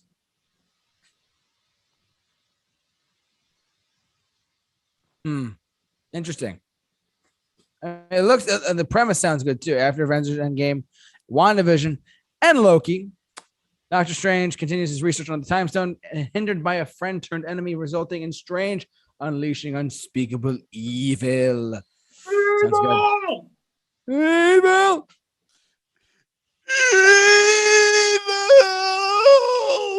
Oh, shout out right there. This I'm excited for this. And I know that a bunch of other people are excited for this too. Doctor Strange and the Multiverse of Madness. This is gonna be awesome. The title alone is just amazing. The title alone is great. Well, let's see how they do it. And I'm a little upset that what's his face, Scott Derrickson, is not returning because I thought he did a great job with the first one. And he's a hard Sam Raimi. But Sam Raimi coming in Evil Dead, Spider-Man 1, 2, and somewhat of 3. Come on, let's be real. Somewhat of 3. Listen, there were editing tricks in that movie that were quintessential Raimi. Yeah. Oz, the Great and Powerful. Still a good movie. Haven't seen it. Oh, sorry. Anyways. All right. On a scale of 1 to 10, are we all excited for Doctor Strange and the Multiverse of Madness? 10 being let's go right now. That's a 10. That is a 10. 10. I'll give it a 9.5. I'm kidding. We're going to 10. Wow. I'm kidding. This is going to be bringing back from WandaVision because WandaVision was sort of like the. Yeah. Can I be completely honest with you? Sure. I was not expecting to have a Thor 4. Thor: Love and Thunder comes out in 2022 as well. You know what? I'm excited though. In 2016, I would have thought that Thor 3 was going to be the last one, but after watching Ragnarok, there was no way he wasn't going to do a second one. It was just too much fun. Thor, that fight between the Hulk and Thor were classic. And I can't say I'm so happy that they brought in elements of Planet Hulk into Thor Ragnarok. That was really great on their part. I was like, what? They're putting the Hulk in Thor 4 or Thor 3? What? What's going on? And then sure enough, it worked. Thank you. Don't ever doubt the mouse, except for Star Wars. This looks exciting though. I'm very excited to see. And the Guardians of the Galaxy are going to be in it. Dude, let's go. So exciting. Wait, Jeff Goldblum's coming back? Jeff Goldblum, where do you see that? Yeah, he's gonna be the Grandmaster. Sweet. He's gonna be on the planet that they were on. Of course, Sean Gunn. So the Guardians, Karen Gillian, Nebula, Drax, Mantis. So Jamie Alexander is Sif, and she's gonna be returning as we saw her briefly in Loki. Okay, so I'm glad she was a great addition to the Thor franchise. I gotta tell her. She was great. I really do. And Christian Bale as Gore the God Butcher. We're gonna. I can't believe they're gonna introduce the Necrosword. Dude, Gore versus Thor. Let's be real. Gore God Butcher. Oh my God, it's crazy. And so wait, hold on. All right, what are we holding on? Matt Damon, Sam Neill, and are going to be be Asgardian actors. What the hell? Yeah, from Ragnarok. I'm thinking back to it now. They had a lot of great actors in that movie too. I forget. Did you really forget the scene? I really did. Oh my god, that was one of the funniest. I know. I know. Don't kill me. But yes, I remember those. Hear me out. Anyways, those were amazing. Thor Ragnarok was a surprise too. I didn't expect it to be that good, but it was that good. Yeah, I'm excited for Thor: Love and Thunder, and obviously there's Jane. What's her face? Natalie Portman's returning as Jane. Excited to see that. Yeah. So, and the Guardians will be in the film as well, which is great. I am Groot. Can't wait. Black Panther: Wakanda Forever. Oof. Our tough one. May I say, Chadwick Boseman, may he rest in peace. So with this one, it's becoming more and more, I want to say, clear or apparent that the villain is going to be Namor. The Submariner? Mm-hmm. No. Are you serious? I mean, if you look into the comics, yeah, there is a history of war between the Wakandans and the Atlanteans, so it would make sense. It would. Right. There was that throwaway line in Endgame involving the underwater earthquakes in Wakanda, where Okoye is just like, Natasha, they're underwater. We handle it by not handling it. Yep. Crazy. I mean, hey, I'm just letting you know, and let's not forget, Marvel did not have the rights to Namor for a number of years, and then it just because Universal never made a movie, the rights were reverted back to Marvel. So that being said, seeing Namor on screen, dude, yeah, that's crazy. And also, I just want to point this out to everyone: Black Panther: Wakanda Forever is going to be the 30th Marvel film in the MCU. Legit insane. We're already made 32 films. Wow.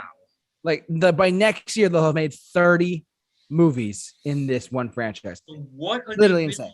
But you know what? I have to say this. How are they going to do this? At this point, I think in Feige we trust.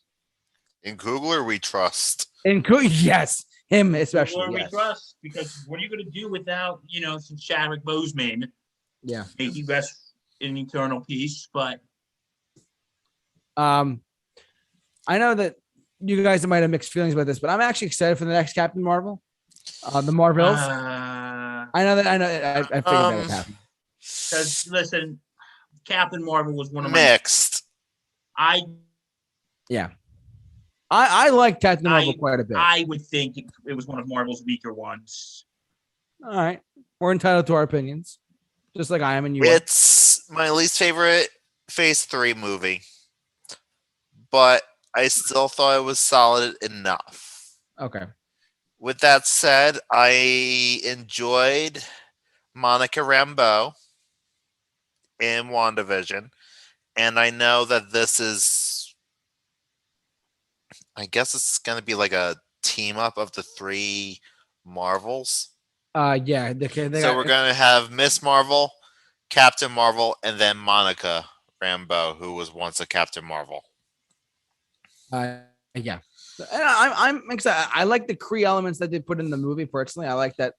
I like those elements they had. I thought it was really good. Personally, I know Bill disagrees with me on that, but yeah, out of the films, this was one of my weaker ones.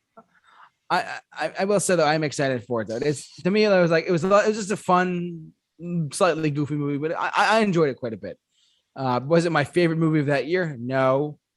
But what did I enjoy? Have a good time at the theater? Yeah, I did.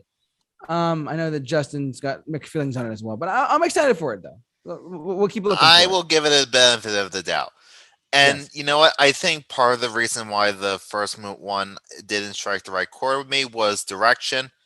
Nia DaCosta is a much better director, I Yeah. hope, than And the directors that we had for the first one. So the hopefully first we show, the first show had two directors, anyways. Let's not forget yes. that. So, but Well, that doesn't necessarily mean anything. that's true. Infinity War and Endgame had two directors. Right, but they're like the Russo brothers. This was two separate people, though. Yeah. So, anyways, and then we're after 2022, we go to Ant-Man and the Wasp, Quantumania. Quantumania. And Is this this the is one with- going to be our first look at Kang. Kang, Kang the Conqueror. the proper Kang. But like I said, Kang Is the it gonna be part of Conqueror. the plot, or is he going to be like a mid or end credit scene? I think he might We'll be have part to of wait it. and see. I mean, well, then time will tell. We got 2 years to look. Like I said, I mean, when Josh Brolin was casted as Thanos, he was casted in the Guardians of the Galaxy movie. that's what he was. He was in the GOTG film. Yeah. I have to tell you, like I said, I don't know if Kang the Conqueror. He is casting it. Look, but I mean, I'm excited though. Like it's Ant-Man 3. I to be honest, even though it opened kind of low for like most people at the time, Ant-Man 1 was a lot of fun. Like I liked it. I liked it a lot. The second one, the villain was very weak. The ghost villain in Ant-Man 2 was like not that. Come on. What? I It actually was like fun. like Ant-Man and the Wasp better than Ant-Man. Really? I Yeah. gotta the one. I was laughing myself sick in Ant-Man 1 because there's one scene I as long as I live, I'll never forget it. I'm in the theater and the whole audience erupts to laughter when he enlarges that Thomas the Tank Engine toy train. That was hysterical. I still laugh at that like sometimes today. And it just goes through the house. That was pretty funny. But I mean, Ant-Man and the Wasp, I liked it too. It did set up, but like that's the thing though. You say that like, Kang the Conqueror's in Ant-Man 3. Here's the thing. They said, Ant-Man and the Wasp will set up Avengers Infinity War. The film did not set up Avengers Infinity War. The end credit scene set up Avengers Infinity War. Thor Ragnarok. Thor Ragnarok set up Endgame. Yeah. So yes, like, but in the end credits though, the film, the very end of the film, yes, but like the end credits especially. So when they say, Kang the Conqueror is going to be in it, who is literally an Avengers level assassin killing machine villain who will do anything in his power to annihilate anything, and you have Ant-Man go against him. Like in my mind that doesn't work, but that's me. But like, I think it might be like an end credit scene or a mid credit scene. That's what I'm saying. Or maybe we're finally taking the theory of Ant-Man going up Thanos' ass and applying it to Kang. Preach, Justin. Preach. Well, because here's the thing, though. I think they might, because don't forget, like, yeah, they kept hinting at Thanos for a while, but they didn't show him until Guardians of the Galaxy 1. Until Guardians of the Galaxy 1. So they might, and that was like in like a mid-credit scene. Or they might do that here too. Yeah, that's true. I still think it's gonna be just variance upon variance upon variance of variance. And all right. Like, yeah, we might get one Kang in this movie and another Kang in another movie, and then eventually in the giant crossover movie, whatever it's going to be it an Avengers movie or what have you, it's just going to be an army of Kangs. Yeah, it is going to be an army of Kangs. Yeah, oh my god, that's going to be sick. I want to see that CGI masterpiece. Anyways, Ant-Man and the Wasp, Ant-Man 3. Any other concluding thoughts before we move on to the next film? Is it evident I want to work as a writer for Marvel Studios yet? Do it. Good luck. That's all I got to say. Guardians of the Galaxy 3. This comes as no surprise. James Gunn's back. I mean, of course, we all want this movie. We've been waiting years for this movie. Was supposed to be out already. I mean, of course they set up because on the end of Guardians of the Galaxy Volume 2, he had an MP3 player instead of a cassette player. I mean, it has 100 songs. Oh, they're gonna make a third film. So I don't even know, but like I gotta say, just on a side note, Bill and I just shot a Suicide Squad review. James Gunn loves his soundtracks. Oh my god. God. I listened to that Suicide Squad soundtrack and it's a banger. I know it's fantastic. And the first Guardians had a great soundtrack. The second one had a great soundtrack. And who's saying like there's like 100 songs on this iPod thing that Peter Quill has? Who's to say what happens now? James Gunn, if you're listening to any of this, please put in some. Besides David Bowie, I'd love to hear some Queen too. Just saying, put some Queen on there. We're all set. Do you want some Springsteen too?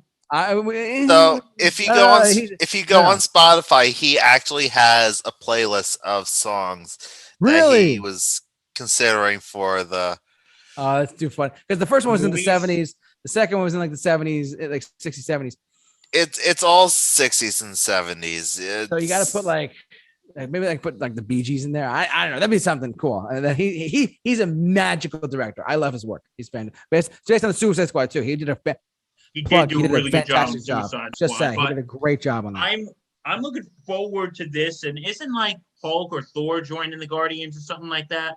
The Guardians are Thor 4, so yeah. Is at the end of the Asgardians of the Galaxy. Ooh, Asgardians of the Galaxy. Oh my God. It says GOTG Volume 3 is set after the events of Thor: Love and Thunder and the Guardians Holiday Special. Interesting. Okay. Oh yeah, the Guardians Holiday Special is apparently required viewing for Volume 3. All right, that's fair. That makes sense. We have to wait a whole year. It's okay. As long as there's no Wookiee porn, we're good. This will be better than the Star Wars Holiday Special. Literally, and that's the first thing I thought when they announced it. I'm like, really? They're gonna make literally it's a Star Wars ripoff already. Disney, damn it. Let's talk about one more movie before we wrap up for tonight, and this is something that I have wanted to talk about all goddamn night. Fantastic Four in the Marvel Cinematic Universe. Because Disney has to finally acquire the rights to Fox, which had the rights to Fantastic Four. I'm going to read this on air, and I want you all to listen very carefully as I read this super carefully for the Fantastic Four. Okay. On December 14th, 2017, the Walt Disney Company agreed to a $52.4 billion deal to acquire 20th Century Fox, including its subsidiary 20th Century Fox. Disney CEO Bob Iger stated that they had planned to integrate the Fantastic Four into the Marvel Cinematic Universe alongside the X-Men and Deadpool. On March 20th, 2019, I remember this day as loud as clear, now a $71.3 billion deal was officially completed. So now Disney owns Fox, is what they're saying. At the 2019 Marvel Studios Comic-Con, Hall H in July, studio head Kevin Feige announced that a Fantastic Four, which will be set in the MCU, is in development as we speak. And on December 10th, 2020, Feige announced that John Watts, the director of Spider-Man Homecoming and Spider-Man Far From Home, will be directing the film. Gentlemen, I want to tell you all right now, I am so freaking excited for this because the other Fantastic Four films have sucked. Yes. Good Christ. Maybe they could use a little help from. Yeah, literally.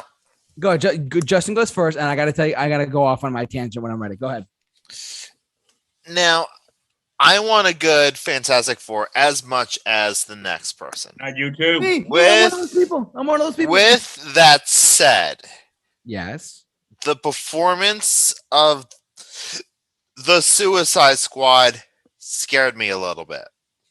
Now, COVID's still happening. Yes. Cases are getting worse. Again. Get vaccinated, please. There's other factors that could be in place. However, could it be also just... Can a franchise just have too many tries before it's just toxic?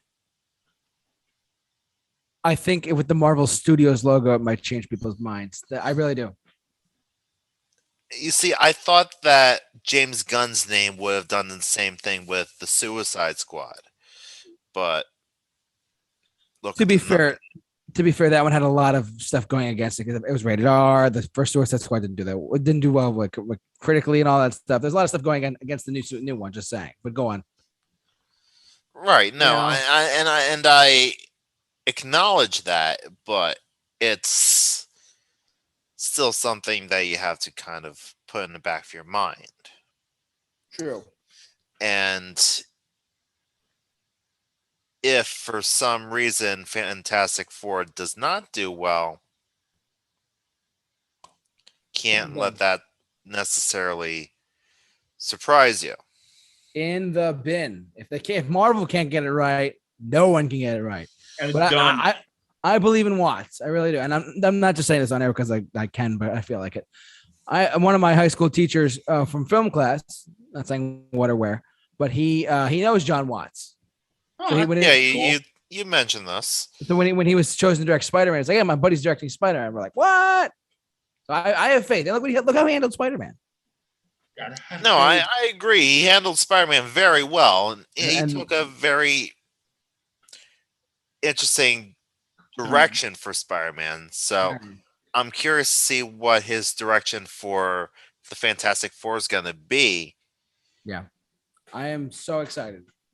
Oh, I am too. Because let's not forget, without going into too much detail, Marvel's very first set of characters in the 60s was Fantastic Four. Yes, it was. They were Marvel's it wasn't Iron Man. It was not the Hulk. Nope. It wasn't even the Avengers. It Not was even Spider-Man. Not even Spider-Man was 62. This was 61. Like literally, how much was it? 60 years ago. 60 years ago this year, Fantastic Four debuted. So 62 was Spider-Man. 63 was the Avengers. So this has been Random Facts with JT. Doesn't have the same ring, buddy. Sorry. I'm sorry, everyone. I tried. But like this, I'm a very passionate Fantastic Four fan. And this sounds so pathetic, I know, but I love these characters. I love the history behind them. I corrected a sweaty nerd who said, "Oh, Spider-Man was the first one." I'm like, sorry, bud, it was Fantastic Four. He's like, "What?" I said, "Yeah, look it up." He's like, No. Stanley created. He had the idea for Spider-Man first, and I'm like, I hate to burst your bubble there, bud, but it was Fantastic Four. And he looked at it. "Are you sure?" I'm like, "Yeah, look it up." He's like, "Oh, then yeah, you looked right. it up, and you were like, "Yeah, I was right." Or I hate to school you on my super nerdiness. Just come at me, but come on. These are great characters. And John Krasinski and Emily Blunt, if you're listening to this, God damn it, sign already. You're a real Hollywood couple too. JT, I know it's not gonna happen. I could try. I would love it as much as you would. It would be so great. Emily Blunt's not into it. I know she's not, but they have. Let me ask you something. If Fantastic Four, would you rather have her half-ass it and be in it, or would you rather have someone who's in it? I'm gonna quote Bill. Yes. Money talks and bullshit walks. And I stole that quote Just saying. From Justin. Oh, sorry. Justin's quote. My bad. No, I said it. I stole it. You from pay Justin, her enough money. You pay her enough money. You could do it. I'm just saying. I don't have that much faith in it, but I have enough faith to say that. Let's put it that way. I mean, if you pay, how much does an average actor get paid in the MCU aside from Robert Downey Jr.? Like what? Like $5 million? We already know what Scarlett Johansson made on Black Widow, unfortunately, because of that. Because of Disney being a bunch of assholes. Yeah, unfortunately. But anyways, how much did she make? Yeah, how much did she make really quick? She made $20 million. That's insane if you think about it. Look, good for her that she was able to negotiate that kind of salary, man. She's got some weight in the MCU as well. So, but like, I'm gonna listen. Disney's got money. Marvel's got money. I'm saying throw Emily Blunt $35 million. Well, after the lawsuit, we'll see about that. That's true. That's true. I will give you that. Like, I'm not kidding you. Throw John Krasinski and throw Emily Blunt. Like, hey, we'll each pay you $40 million to play Reed Richards and Sue Storm. That's insane. I know, but that's Dwayne Johnson money. I know. Like, Dwayne's gonna call up Emily Blunt and be like, "Are you stealing my thunder?" Literally, I'm here doing this Black Adam thing here. You can't be stealing my thunder. I know, but like it's just I'm saying if they really wanted to get them, I think they would go like not that high, but like definitely some sort of ballpark number around there. Like we'll pay you sign on for 8 film, like for 7 films or whatever, like that we can use you whenever, and we'll give you $35 million each for this movie. They got balls to do that. If that's the case, I don't think that's the case, but I think if they were to do that, can you imagine for 1 second? It's reported, Emily Blunt and John Krasinski took a deal that said, hey, they're going to do Fantastic Four. They're casting some unknown actors, the Human Torch, and Ben Grimm is going to be CGI officially. Like whatever. Like, come on, that would be cool. Just saying. Chris Evans is coming back as Human Torch.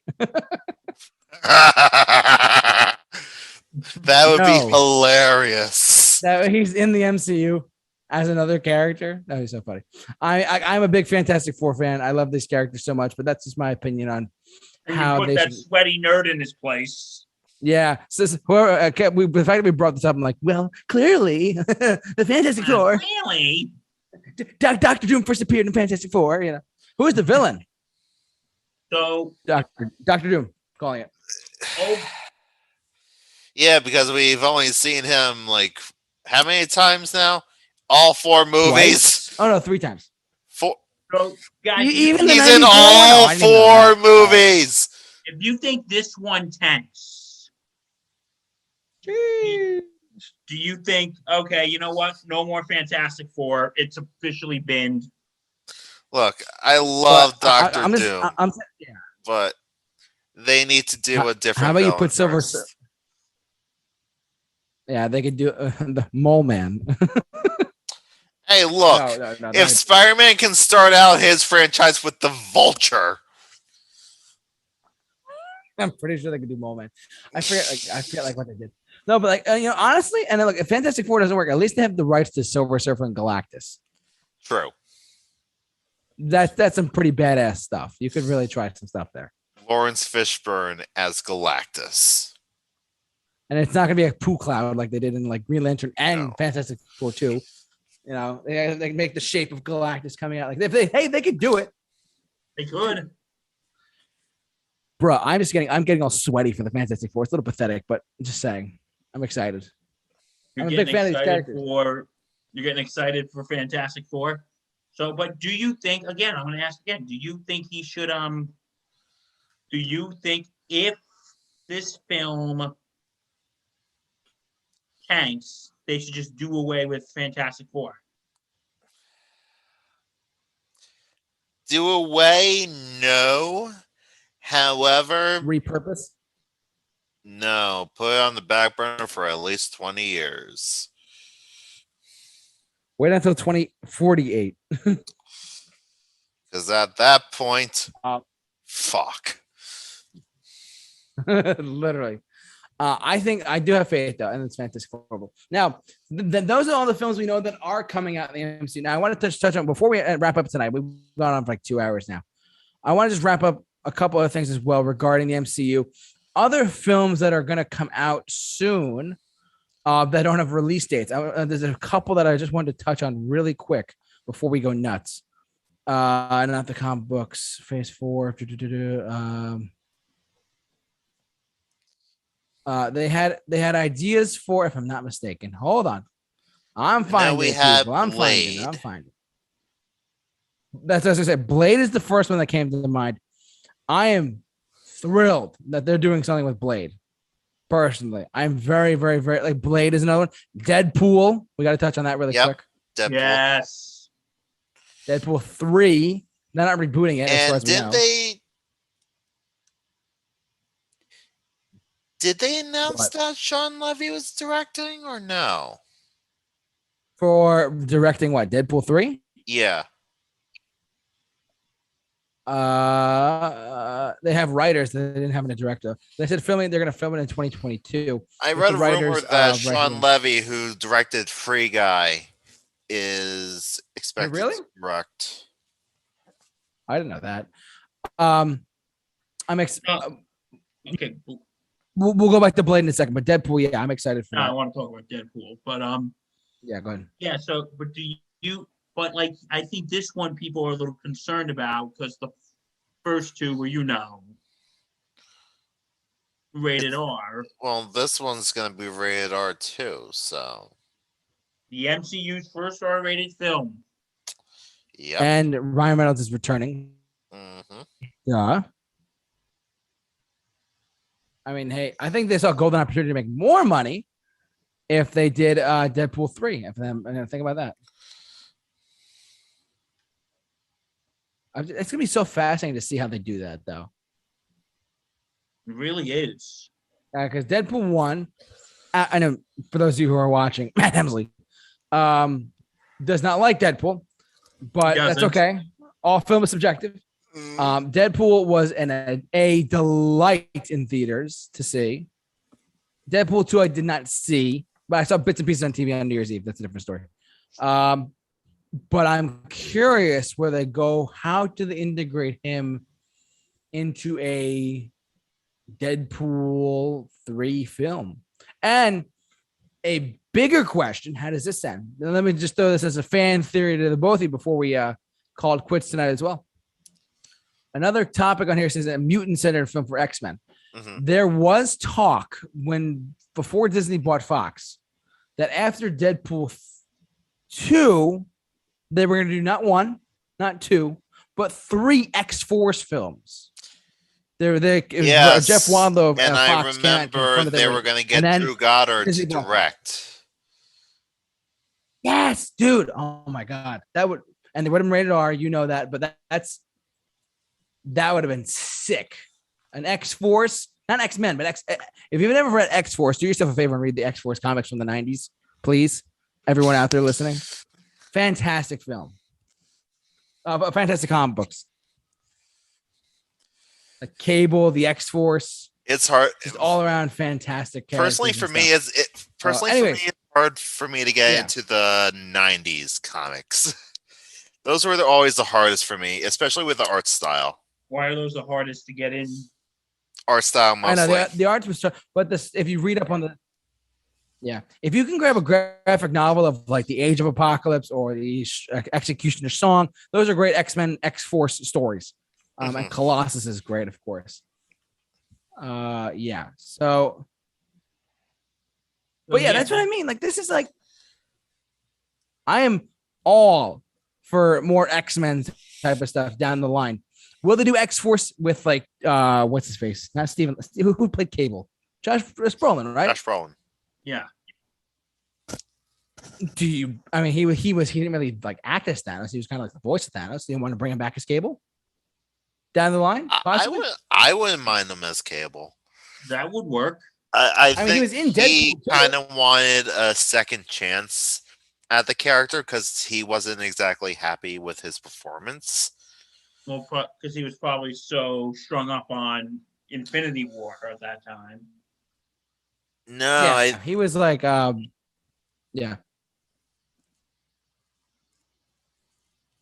don't know. The mutants thing is, I think we're literally like phase 5 stuff, to be honest with you. So I think it would be cool for X-Men, that is. I think it'd be really cool if they did what they're doing now in the comics with all the Krakoa stuff. Yeah. That'd be cool.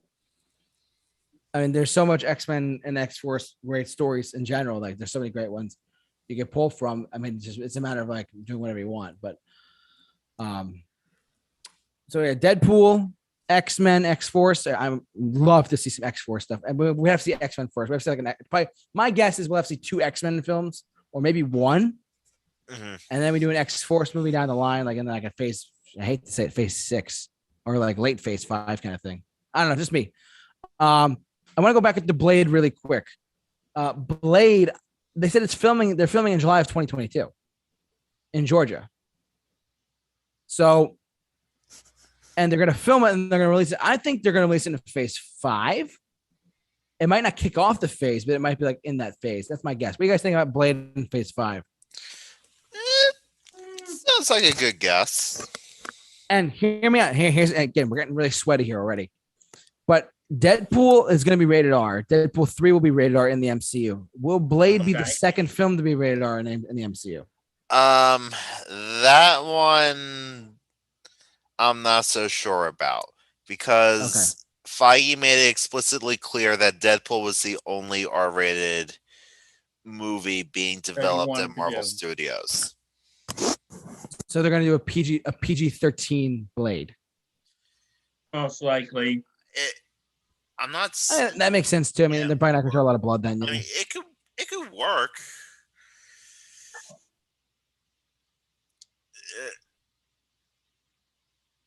I mean, anything's possible at this point. Like we said, anything's possible.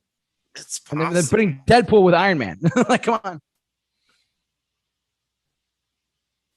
Like, anything is possible in the MCU. Yeah. Gosh. What do you call it? I don't know. I'm excited for whatever comes our way at this point, to be completely honest with you. I will say this though. One more thing about the MCU moving forward. There's just on a side note. I think they made one slightly big mistake. What is that? So they announced the Fantastic Four film is going to come out soon, right? Yes. Yeah. TBD. Is it though confirmed for phase 4? We don't know, because what would really be a buzzkill, I think, to the audience and the fans, if they've been Fantastic Four in phase 5 instead of phase 4. You see what I'm saying there? Yeah. I mean, hey, I'm not Kevin Feige. I know nothing, but like that would be a good move. Making Fantastic Four phase 4. You got a lot of leeway there with a lot of, like, you know, Fantastic Four. Just saying, I'm the just movie saying. to cap off phase 4. If they do that, Marvel has my money for the rest of my life. Let's put it that way. Like, They already do. I am in if they do that. Like, if they do, and it says it right here, it's just phase 4 upcoming, but there's no dates, there's no like writers or anything. So I think that it will be phase 4. I think it would be phase 4, and they'd be a fool to make it phase 5. If you know what I mean, like Fantastic 5 doesn't sound right, doesn't feel right. Fantastic 4 phase 4. Thank you, John Schnepp, for putting that in my head. R.I.P. to the great John Schnepp. Love you to death. So Just saying. For those who have any idea what I'm talking about, good for you. Love that, man. Anyways, any further comments for the MCU? Did we touch on everything, guys? yeah, I think we did. I think that's Well, it for now. My final Gentlemen, thought- I mean, so here's the deal. Let me just tell you guys. We've gone for about 2 hours and 10 minutes. I'm just letting you guys know right now.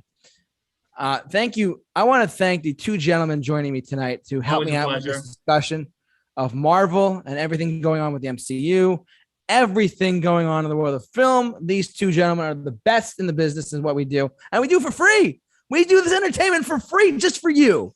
Yeah. I want to Check out our channel, Movie Holics Productions. thank you. Shout out to Movie Holics Productions, the 2 crew are right here and the screen with me right now. I want to thank the 2 of them so much for joining me. And by the way, I'm going to do it for him. Sports Insanity Podcast. Check him out. He's fantastic. Love to see it. Oh, wow. We're on all podcast platforms. Yes, Spotify podcast, Apple podcast, you name it, we got it. You name it, we're on it. Justin, thank you for your insight. You've always been a fantastic insight on this channel. You are the man. Thank you so much. Absolutely. Always a And pleasure. next week, are we going to do DC? Our next week's topic on Mixed Bag is not the future of Marvel Studios, but I'm sure it's going to be a hotly debated topic. The future of DCEU. Everything Henry Cavill possibly coming back to. Michael B. Jordan, Superman. We're going to see how it goes from there. Thank you so much for watching, everyone, and Instant listening. tugging We'll see you of guys collar. next week. Bye, guys. And sorry about Damon, we ran out of time. Exactly. Thank you so much, everyone, listening, watching. You guys are amazing. Subscribe to us on YouTube. Follow us on Spotify podcast. You know the drill at this point. We'll see you guys next week.